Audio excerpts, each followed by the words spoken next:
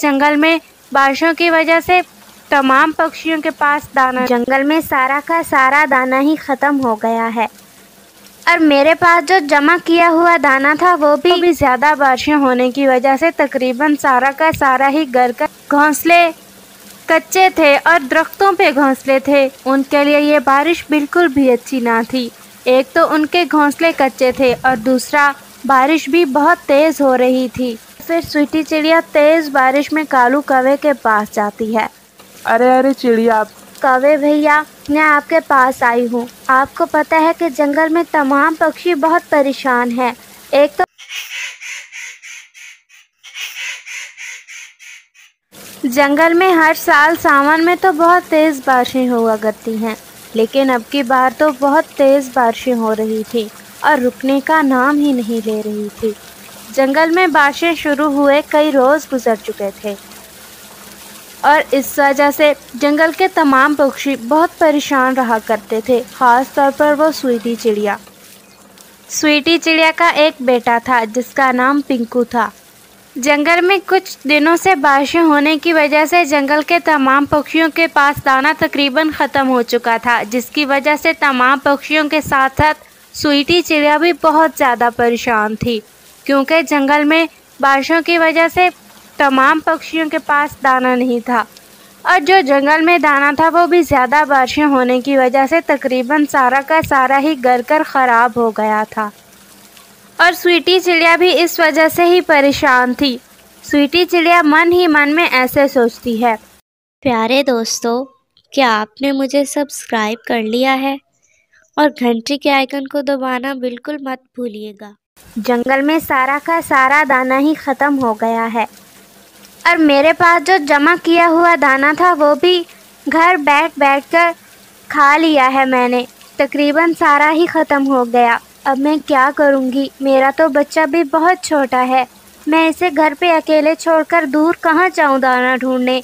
बारिश है कि लगातार हो रही है और मैं अपने बेटे को घर पे अगर अकेला छोड़ के चली भी जाऊँ तो क्या गारंटी है कि दाना मुझे मिल जाएगा? और मुझे अपने बेटे की फ़िक्र भी अलग लगी रहेगी।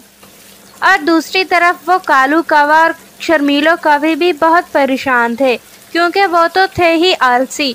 वो तो नॉर्मल डेज़ में भी दाना कहीं से मांग कर ही खाया करते थे या किसी का चुरा कर, और अब तो हालात ऐसे थे कि जिनका दाना वो चुराते थे या जिनसे मांगते थे वो भी बहुत मजबूर थे, दाना ढूंढने की कोशिश कर रहे थे, लेकिन उन्हें दाना कहीं नहीं मिल पा रहा था। कालू जी, दाना कहीं नहीं है। मैंने तो तमाम पक्षियों के घोंसलों में भी छुप छुप कर देख लिया और अब अगर मुझे दाना ना मिला तो मैं तो मर ही जाऊंगी। शर्मीलो, अब मैं क्या करूं? तुम्हें तो पता है ना कि मुझे काम करने की ज़रा भी आदत नहीं, और अब तो ऊपर से हालात भी ऐसे ही हैं। बारिश है कि रुकने का नाम नहीं ले रही, और मैं करूं तो करूं क्या? तुम्हें तो पता है कि दाना हमारे जंगल में कहीं से नहीं मिल पा रहा। कोई तो ऐसी जगह हो जहां से दाना मिल जाए, या फिर ये बारिश रुक जाए, लेकिन इन दोनों में से एक भी काम होने का कोई चांस नहीं। जिन पक्षियों के घर पक्के थे उन्हें तो तकरीबन कोई फिक्र ना थी, ज़्यादा से ज़्यादा थी भी तो सिर्फ दाना की, जो वो कहीं ना कहीं से तो ढूंढकर खा ही लिया करते थे। लेकिन जिन पक्षियों के घर घोंसले कच्चे थे और दरख्तों पे घोंसले थे, उनके लिए ये बारिश बिल्कुल भी अच्छी ना थी। एक तो उनके घोंसले कच्चे थे और दूसरा बारिश भी बहुत तेज़ हो रही थी। मामा, आप बहुत परेशान दिख रही हैं। आपको पता है ना, जब ऊपर वाला हमें पैदा करता है तो हमें दाना भी वही देता है, तो फिर आपको किस चीज़ की परेशानी है?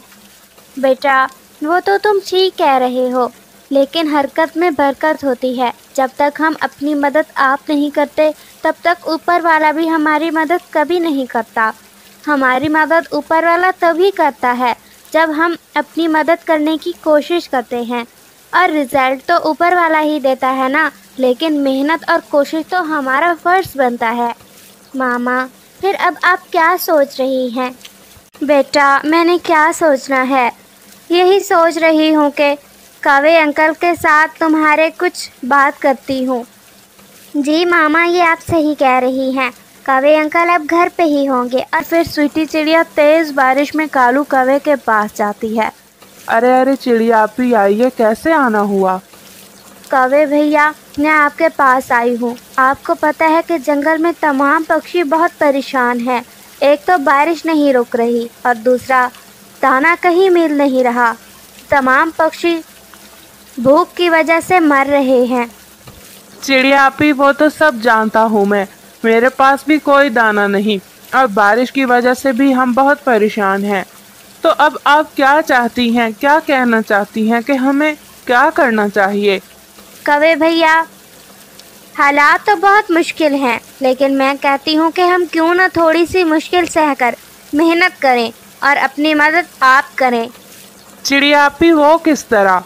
कौवे भैया, आपको पता है ना कि बारिशें रुक भी गई तो 2-3 महीने तक तो दाना नहीं मिल पाएगा। तो मैं ये चाहती हूँ कि आप और मैं मिलकर गाजर की फसल उगा लें। इस तरह हमारे पास बहुत सी गाजरें हो जाएंगी जो हमारे ऊपर 2-3 महीने तो पूरी हो ही जाएंगी। हम जंगल के तमाम पक्षियों की भी मदद करेंगे और अपनी मदद भी कर लेंगे। ठीक है चिड़िया आप ही, आपने ये बहुत अच्छा कहा है। अगले ही दिन बारिश रुक जाती है और कालू कौवा और स्वीटी चिड़िया अच्छे से अपनी ज़मीन को नरम करके उसमें गाजर का बीज बो देते हैं। कालू कौवा और स्वीटी चिड़िया मिलकर बहुत मेहनत करते हैं। सुबह से शाम तक अपनी गाजर की फसल की देखभाल करते हैं। जब गाजर की फसल पौधों की शक्ल में ज़मीन से बाहर आती है तो उसके साथ से इजाफी पौधे उखेड़कर बाहर निकालते हैं। जब उसे पानी की ज़रूरत होती है तो उसे पानी डालते हैं। इसी तरह जब ज़मीन को नरम करना होता है तो उसे मिलकर नरम करते हैं। सुबह से शाम तक मेहनत करते हैं और शाम को वापस लौटते हैं। वक्त ऐसे ही गुजरता रहा और फिर क्या था, कालू कौवे और स्वीटी चिड़िया की गाजर की फसल पककर तैयार हो गई।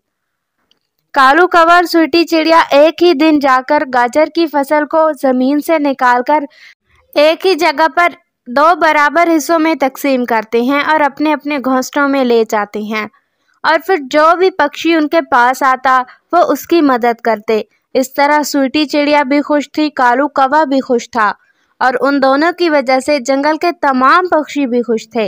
इस कहानी से हमें यही सबक मिलता है कि हमें अपनी मदद आपके ज़रिए अपनी हर मुश्किल को आसान करना चाहिए, ना कि किसी की मदद का इंतज़ार करना चाहिए और ना ही किसी की किसी चीज़ पर नज़र रखनी चाहिए। तभी हम अपनी ज़िंदगी में कामयाब हो सकते हैं।